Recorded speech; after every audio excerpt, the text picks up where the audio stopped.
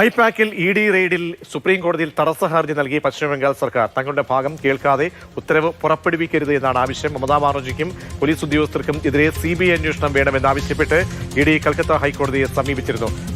ബസന്ത്, രാഷ്ട്രീയമായി വലിയ പ്രതിരോധം തൃണമൂൽ ഉയർത്തിയൊരു വിഷയമാണ്. ഈ വിഷയത്തിൽ ഇപ്പോൾ എന്താണ് സുപ്രീം കോടതിയിലെ തടസ്സ ഹർജിയുമായി പോകാനുള്ള നീക്കം? കേന്ദ്ര ഏജൻസി ഹൈക്കോടതിയെ സമീപിച്ച ഹൈക്കോടതിയിൽ നൽകിയിരിക്കുന്ന റിപ്പോർട്ടിന്റെയൊക്കെ അടിസ്ഥാനത്തിലാണോ? കഴിഞ്ഞ ദിവസമാണ് എൻഫോഴ്സ്മെന്റ് ഡയറക്ടറേറ്റ് കൽക്കട്ട ഹൈക്കോടതിയിൽ ഹർജി നൽകിയത്. അതായത് ഐപാക്കിൽ നടത്തിയ റെയ്ഡ് തടസ്സപ്പെടുത്തി മമതാ ബാനർജിയും അവിടുത്തെ DGPയും കൊൽക്കത്ത സിറ്റി പോലീസ് കമ്മീഷണറും ഇവർക്ക് 3 പേർക്കുമെതിരെ CBI അന്വേഷണം ആവശ്യപ്പെട്ടുകൊണ്ടുള്ള ഒരു ഹർജിയാണ് ED നൽകിയിരിക്കുന്നത്. നേരത്തെ ED നൽകിയ ഹർജി ജനുവരി 14 മാറ്റിയ ഒരു സാഹചര്യമുണ്ട്.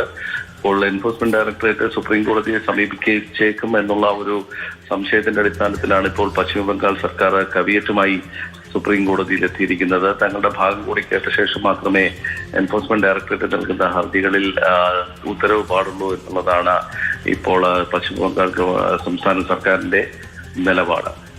ശരി, ബസന്താണ് വിവരം നൽകിയത്. ഐപാക്കിലെ ഇ.ഡി. റെയ്ഡിലാണ് ഇപ്പോൾ സുപ്രീം കോടതിയിലേക്ക് ബംഗാൾ സർക്കാർ തടസ്സ ഹർജിയുമായി നീങ്ങുന്നത്.